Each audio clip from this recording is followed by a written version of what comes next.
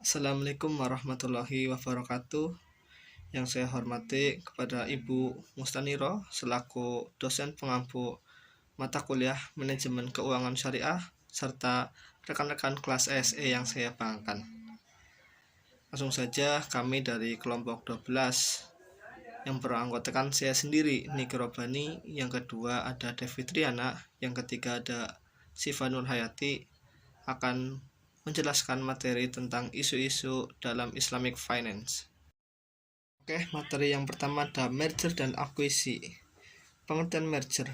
Merger secara umum dapat didefinisikan sebagai sebuah gabungan antara dua organisasi atau lebih, di mana hanya ada satu perusahaan yang bertahan. Definisi merger ini sering dikenal dengan statutory merger atau merger hukum. Secara definisi Undang-Undang Perseroan terbatas pasal 1/9. Maka merger dapat didefinisikan sebagai perbuatan hukum yang dilakukan oleh satu perseroan atau lebih untuk menggabungkan diri dari perseroan yang lain yang telah ada, yang mengakibatkan aktiva dan pasiva dari perseroan yang menggabungkan diri beralih kepada perseroan yang menerima penggabungan, dan selanjutnya status badan hukum perseroan yang menggabungkan diri berakhir karena hukum. Sedangkan untuk definisi akuisisi sendiri, akuisisi merupakan salah satu jenis merger, di mana salah satu perusahaan mengambil alih kepemilikan perusahaan lain, sehingga meskipun nama target perusahaan tetap ada, tetapi kepemilikannya telah beralih kepada perusahaan yang mengakuisisi.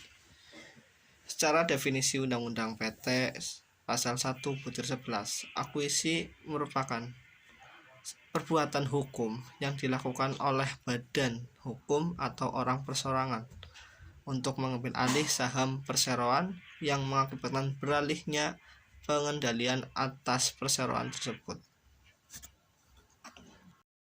Yang selanjutnya ada contoh kasus merger dan akuisisi di Islamic Finance. Wacana yang terdapat pada masyarakat terkait rencana pemerintah melakukan merger bank syariah milik bank BUMN telah eksis sejak tahun 2015, yang akan menggabungkan Bank Mandiri Syariah, BRI Syariah, BNI Syariah, serta BTN Syariah. Namun, pada saat itu masih banyak pro dan kontra terkait dengan rencana dan dampaknya terhadap kemaslahatan masyarakat, sehingga wacana merger bank-bank syariah milik BUMN akhirnya terrealisasi pada Februari 2021 dengan gabungnya Bank Syariah Mandiri, Bank BNI Syariah, dan BRI Syariah menjadi Bank Syariah Indonesia atau disebut BSI. Meskipun merger dari ketiga bank syariah sudah terrealisasi, akan tetapi tidak sedikit kritik atas aksi merger tersebut. Baik, di sini saya akan menjelaskan tentang transaksi derivatif dalam Islamic Finance. Yang pertama ada pengertian transaksi derivatif. Transaksi derivatif merupakan bentuk transaksi yang disebut dengan transaksi investasi turunan atau hybrid investment. Dikatakan demikian karena pada dasarnya transaksi ini awalnya dilakukan dalam rangka menghimpun dana untuk mengelola sebuah bisnis investasi. Walaupun pada akhirnya transaksi ini ternyata tidak mencerminkan transaksi sektoril, terutama di pasar saham dan valuta asing. Pada dasarnya, transaksi derivatif biasa dilakukan dalam transaksi forward, future, maupun dalam transaksi option, baik itu pada transaksi barang komoditi, surat-surat berharga, atau seperti saham dan obligasi, maupun pada perdagangan valuta asing. Kemudian yang kedua ada macam-macam transaksi derivatif. Dalam transaksi derivatif itu sendiri terdapat bentuk-bentuk transaksi derivatif, yaitu transaksi future, forward, dan option. Yang pertama ada transaksi future dan forward. Adapun yang dimaksud dengan transaksi future atau future contract adalah sebuah kontrak untuk membeli suatu komoditi tertentu maupun surat berharga pada tingkat harga tertentu pada masa yang akan datang. Sedangkan yang dimaksud dengan transaksi forward atau forward contract adalah kontrak perdagangan yang dilakukan pada suatu waktu tertentu, akan tetapi barang yang dijual tersebut akan diberikan pada masa yang akan datang.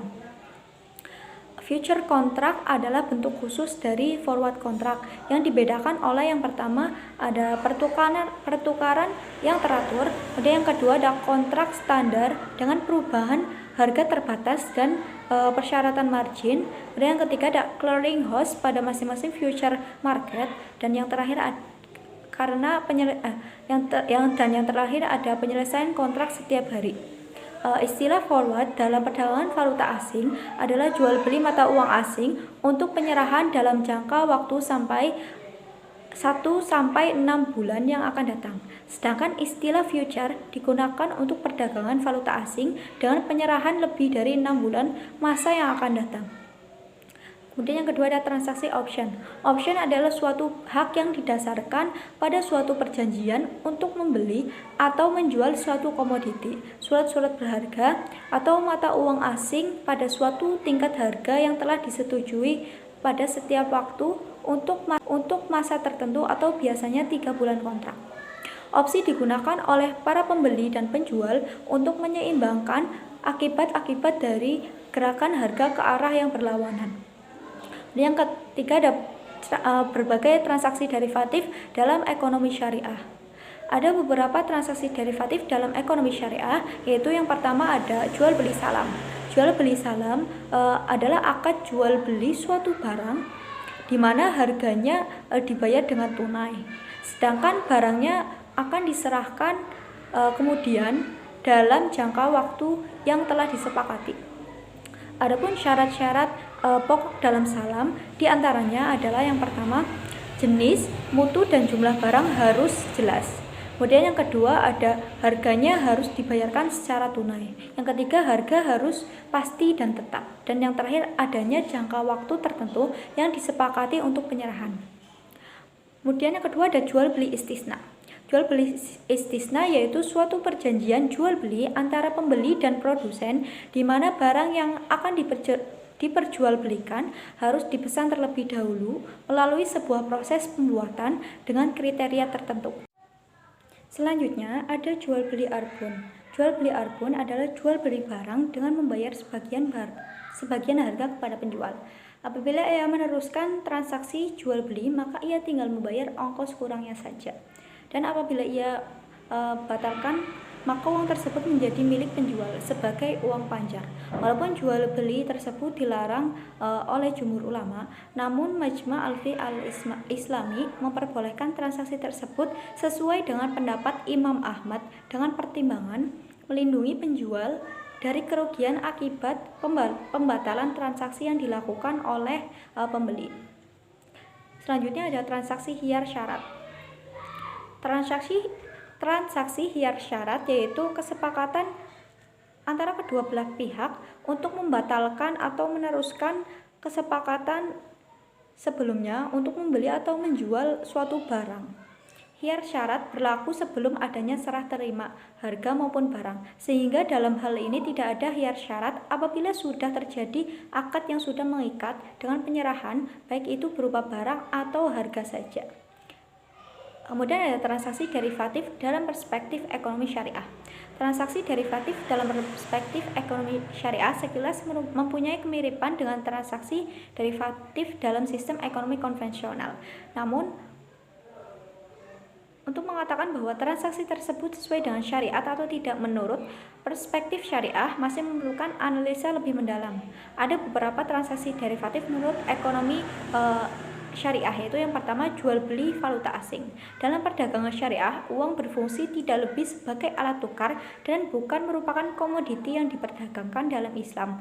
Pembayaran jual beli mata uang ataupun falas dengan future dan forward juga dilarang. Hal tersebut berdasarkan hadis Nabi SAW yang melarang jual beli emas dengan perak dengan pembayaran tangguh. Dan yang kedua ada jual beli komoditi dan saham.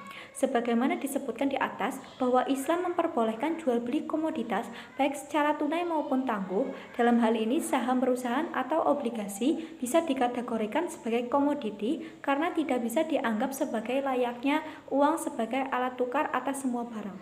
Namun yang perlu diperhatikan adalah bahwa dalam Islam dilarang yang disebut dengan jual beli hutang dengan hutang. Dilarangnya jual beli ini sebenarnya untuk menghindari jual beli barang yang belum dimiliki yang dilarang dalam Islam. Terima kasih. Nama saya Devi Triana dengan NIM 1917201030 akan menjelaskan materi tentang Islamic Finance di berbagai negara. Yang pertama itu ada Indonesia, yang mana Indonesia merupakan negara dengan mayoritas Muslim. Itu menjadi suatu peluang yang sangat strategis dalam pengembangan ekonomi dan keuangan syariah di Indonesia. Berbagai produk kebutuhan Muslim banyak dikembangkan di Indonesia, mulai dari kebutuhan pokok sampai dengan kebutuhan jasa, seperti adanya banyak lembaga keuangan syariah yang mendukung dalam pengembangan ekonomi serta keuangan syariah di Indonesia. Dalam praktik dan penerapan ekonomi keuangan syariah ini tentu tidak berjalan dengan mulus. Banyak hambatan dalam pelaksanaan praktik ekonomi dan keuangan syariah di Indonesia, yang mana Indonesia sendiri itu bukan negara dengan basis Islam.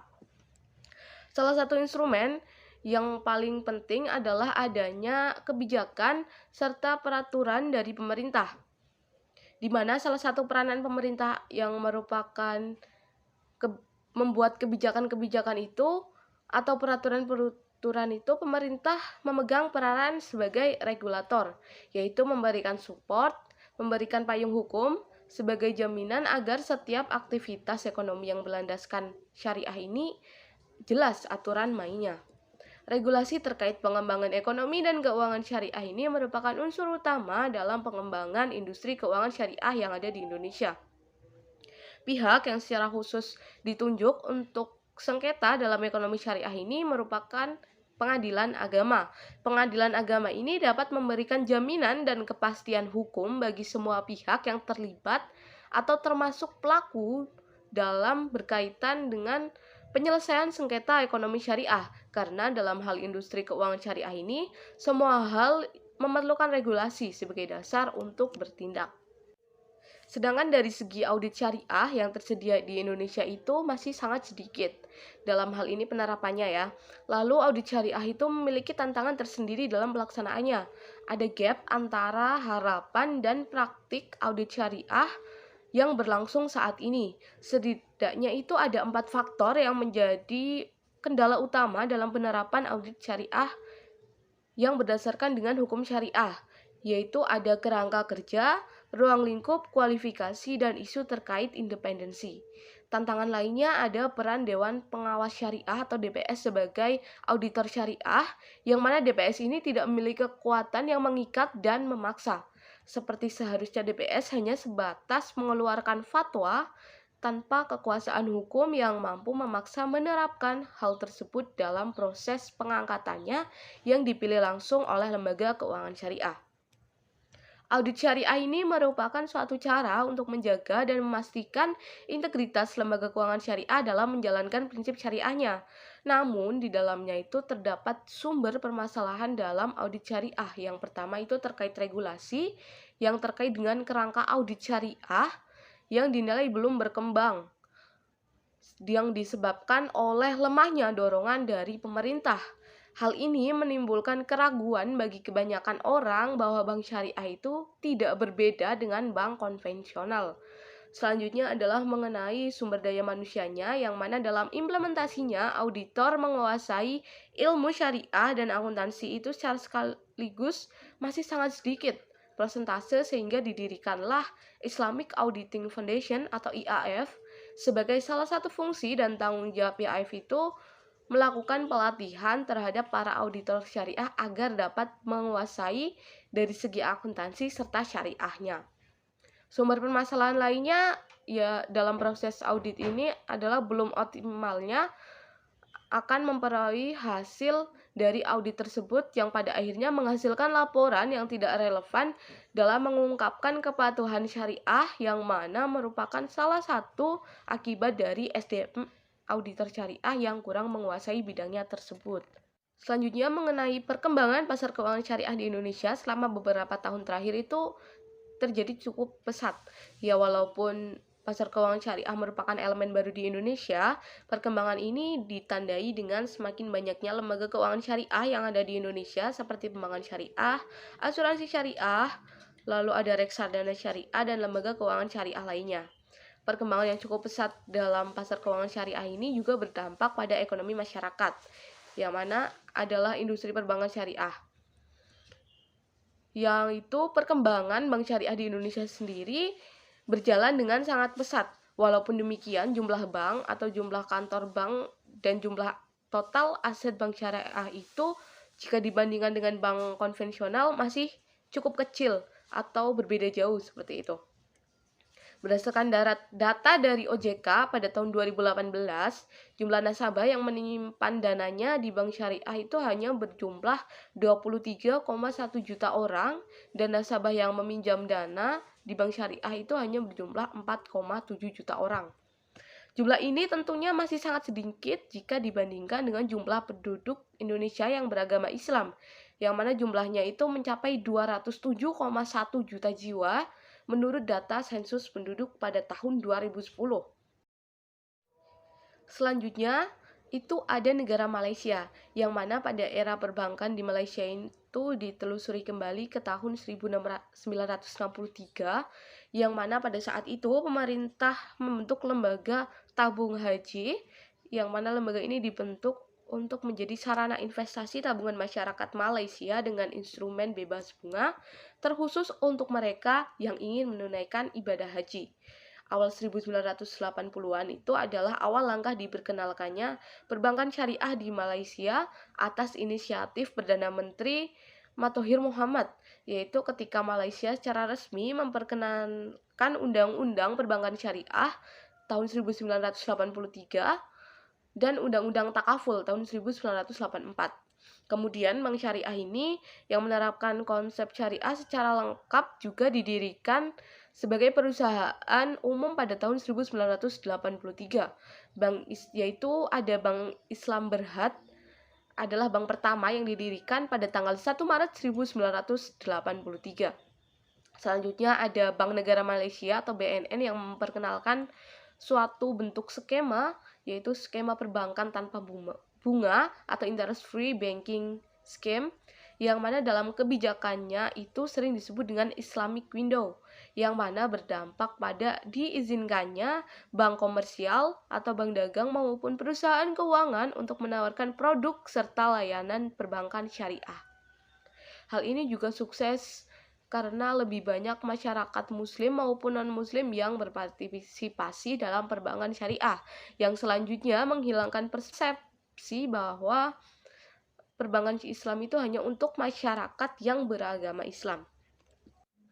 Lalu pada tahun 2019 itu ada pengesahan Bank Sentral Act, yang mana memberikan kejelasan yang lebih besar mengenai Dewan Penasihat Syariah Nasional sebagai otoritas tertinggi dan pusat untuk segala masalah dan pertanyaan perbankan syariah dan lembaga keuangan syariah dan juga pengadilan hukum. Perkembangan yang lebih dari oleh Bank Sentral Malaysia, yaitu melayani perbaikan tata kelola atau kerangka kerja syariah lembaga keuangan syariah di Malaysia. Di bawah kerangka ini merupakan sebuah tugas dan tanggung jawab IFI dalam membangun tata kelola syariah yang sehat dan kuat.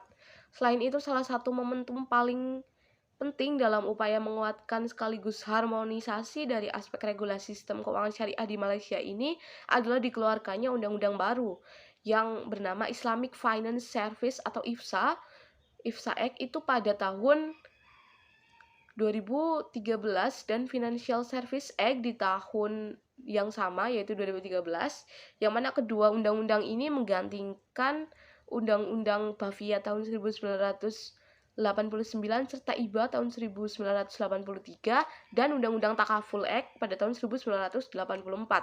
Aturan ini juga menempatkan pemberian mandat kepada BNM untuk melakukan kebijakan yang fair, bertanggung jawab dan profesional kepada para pelaku lembaga keuangan. Negara selanjutnya ada Arab Saudi, yang mana berada dalam kawasan regional Teluk, yang di dalamnya ada negara Arab Saudi, UAE, Qatar, Kuwait, Bahrain, serta Oman, yang mana perbankan Islam itu memiliki pertumbuhan yang cenderung lebih cepat dibandingkan dengan bank-bank konvensional, yakni rata-rata sekitar 17,4% dibandingkan dengan perbankan konvensional itu hanya 8,1%. Kerajaan Arab Saudi sendiri merupakan negara dari Dewan Kerjasama Teluk atau GCC yang memiliki kondisi ekonomi paling dominan di antara kelima negara anggota lainnya. Fenomena pertumbuhan keuangan Islam, khususnya di sektor perbankan Islam ini melaju dengan cepat, tak terlepas dari asal-usulnya di mana perbankan Islam mulai dibibitkan. Negara-negara Dewan Kerjasama Teluk adalah detak jantung pertumbuhan industri keuangan Islam di dunia. Faktor pendorong berkembangnya Bank Islam kawasan ini adalah adanya pengaruh positif dari negara-negara Islam lainnya, kemajuan teknologi keuangan di dunia, dan tingkat permintaan lokal yang sangat tinggi. Dan seiring dengan menjamurnya para investor yang semangat dan jumlahnya itu sangat banyak seperti itu. Lalu Arab Saudi sendiri sejatinya sedang menerapkan pendekatan pasif atau passive approach dalam mengembangkan sektor keuangan dan perbankan Islamnya. Bahkan ketika hampir semua negara GCC berpikir tentang rancangan peraturan perbankan Islam, kerajaan Arab Saudi ini justru hampir tidak melakukan pergerakan dan belum pernah mengeluarkan satu dokumen pun berkaitan dengan keuangan serta perbankan Islam. Sistem yang diterapkan pun lebih mirip dengan sistem tata kelola syariah di Indonesia, di mana resolusi atau fatwa keuangan lebih merupakan produk inisiatif sendiri daripada arahan regulator. Harga minyak sendiri meningkat tajam 4 kali lipat dalam rentang waktu antara Oktober dan Desember pada tahun itu. Qaudry mengungkapkan aliran modal pada tahun 1970-an telah membangun kembali institusi-institusi domestik dan ekonomi di tiap-tiap konstituen negara, serta membangun karakter ekonomi regionalnya, terutama negara-negara kaya minyak di Timur Tengah. Rezeki nomplok petrodolar di kawasan Arab menandai sebuah titik balik yang membuat banyak orang percaya bahwa hal itu akan melahirkan sebuah tatanan ekonomi syariah internasional terbaru atau New International Economic Order. Dan semangat persaudaraan kawasan selatan yang selanjutnya menyemangati pendirian IDB atau Islamic Development Bank dalam kesepakatannya di OIC atau Organization of Islamic Conference pada tahun 1974. Dalam konteks itu, perbankan Islam itu lepas landas dari ide yang kabur dan terasa utopis menjadi realistis. Kini perkembangan ekonomi Islam itu telah menjadi fenomena modern, menarik perhatian besar banyak kalangan. Sistem keuangan bebas riba tidak lagi menjadi isu lokal di negara muslim saja, tetapi juga menjadi tren global, di mana negara-negara non-muslim itu sudah mengambil posisi dan inisiatif untuk mengadopsi dan mengembangkannya. Bahkan World Bank sendiri telah menjadikan keuangan Islam itu sebagai salah satu program utama dari World Bank itu sendiri. Terima kasih.